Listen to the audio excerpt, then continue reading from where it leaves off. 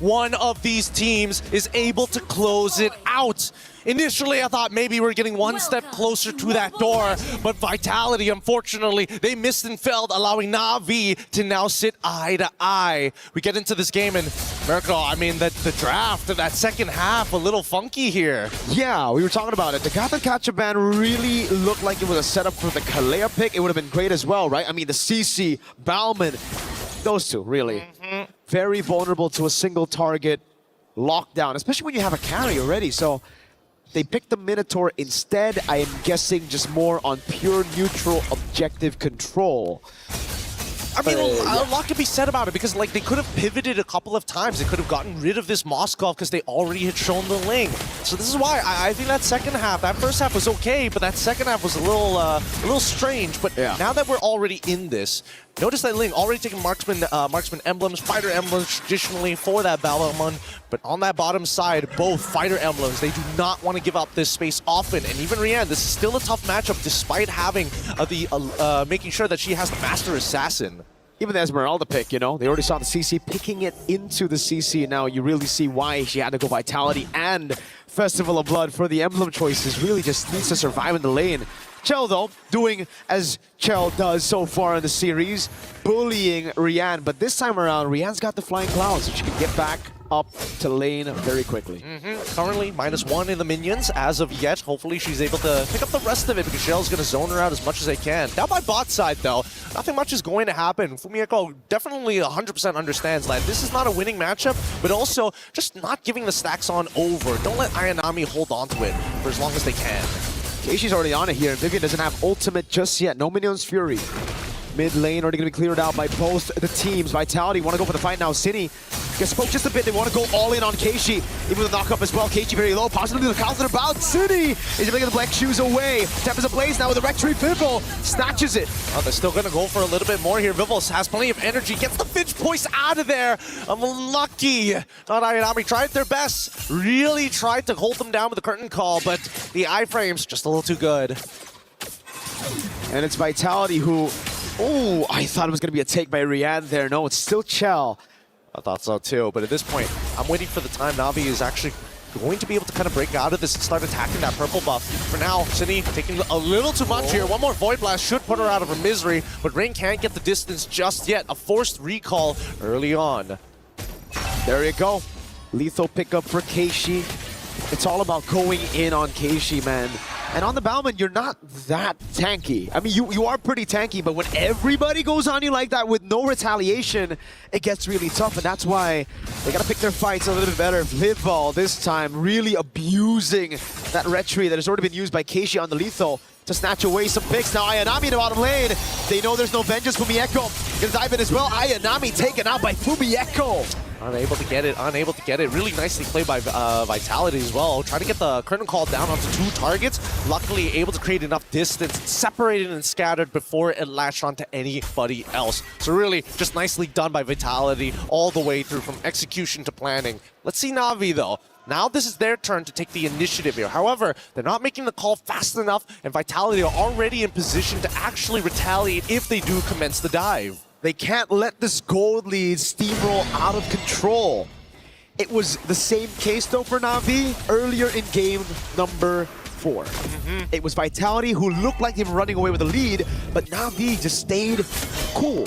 It was a big lead for the Ling against the Bauman early on. But then they grouped up, they played the box, they won, and everything collapsed for Vitality. We need to see how this is going to play out because I feel like as much as Navi want to have first position, Vitality, if Vivian has that flicker, the counter Minoan Fury could be disastrous. But for now, as long as we see Mirai topping up Rain and they have that RWM ready, Vitality still has to be a little careful, and Vivol definitely doesn't want to show up first. Rian picks up the gold crab, taken away from Chell. Mirai's looking at the angle now. Keishi with the help of Mirai, picking up Fumieko. Just a bit, now poke from Rain on Cine. Falling Star Moon, locking Keishi down. The RBM comes around as well as Vivian. He's gonna try to zone them in the back as Rain needs to respect this damage, has to flicker out. Fumieko with a dive, Tempest ablaze under Spear of Misery locks her down for a bit. Good lethal counter and even a Tsunami Slam to get rid of Vival. Okay. Now the War Axe is already done onto Keishi's side, and all they lost for it was just Vival, which is rather surprising. Rain ended up dying anyways. There should be. Oh, it's getting close! Minuan's Fury knocking up 2. Now another knockup on Rian with the reset, and Fumieko. Wow! He's dancing around. No flicker. Rian gets away. Now the whole team collapsing onto Fumieko. Keishi's right there. No lethal counter, but she's gonna spin. Fumi caught in the midst of it all. Again, the healing! Oh, the photo! It was bought right in time. No way! That was nuts. That was a nuts outplay. That is crazy. Keeping not only Fumieko alive, but still maintaining and now commencing a dive underneath the turret. Not Ayanami. You gotta get out of there. That was dirty. What was that timing, my guy?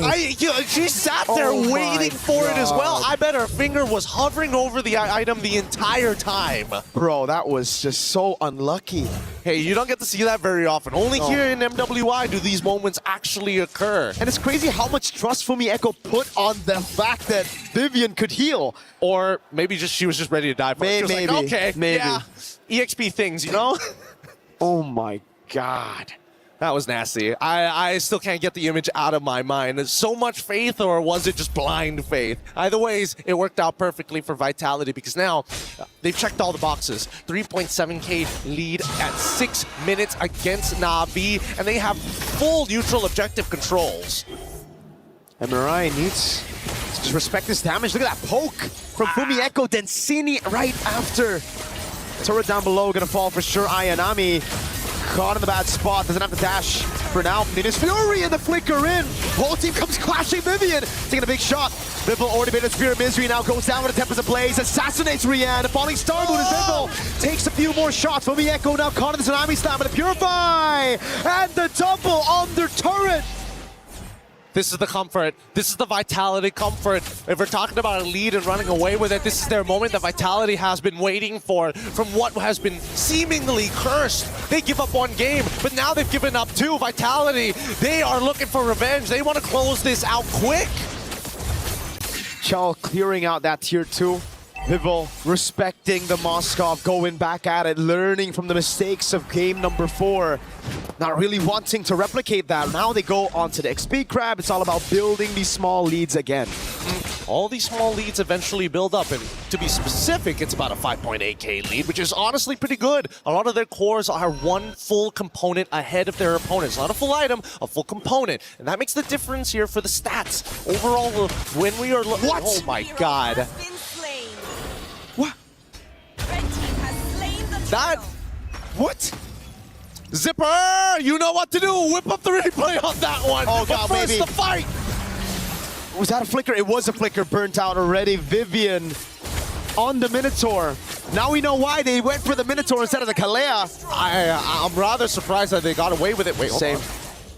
There's still an opportunity here.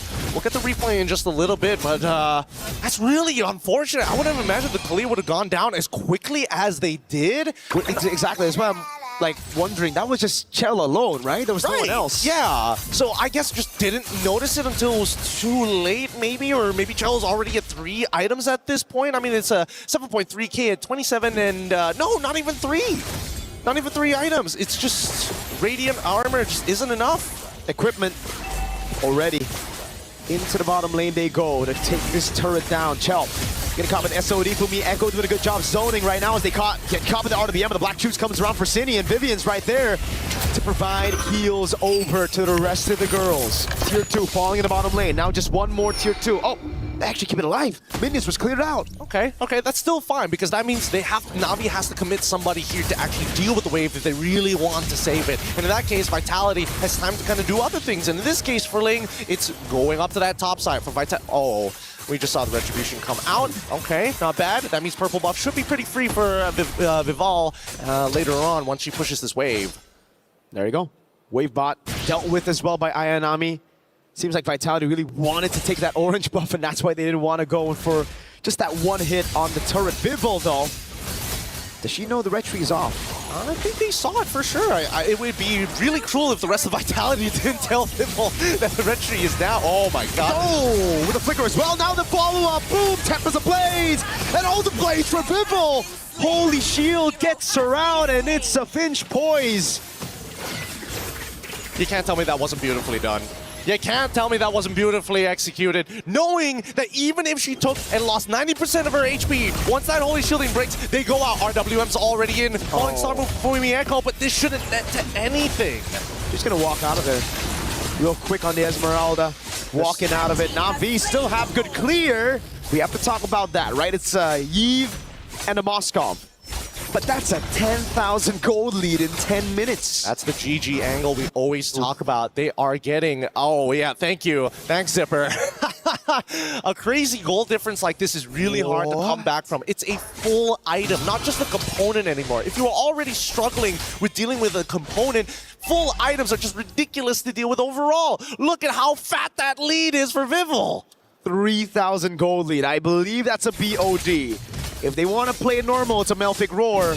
But with a 10,000 gold lead, I'd lean more into a BOD. I mean, might as well at this point, right? They just don't have the items for it, and I don't think anybody has dedicated armor items as well. Dude, it's 11,000. Vitality don't want to just beat NAVI in this game. They want to beat the clock. RWM onto Cindy. Black Shoe's going to be used up again. Minus Fury knocking up too. Okay, she's going to be very low. Again, Tsunami's time to peel in the backline. That's when Echo's going to be locked down under turret. Shut down as well. Yes, so Michel stays onto the Crystal 11 minutes. And they take match point. Crazy.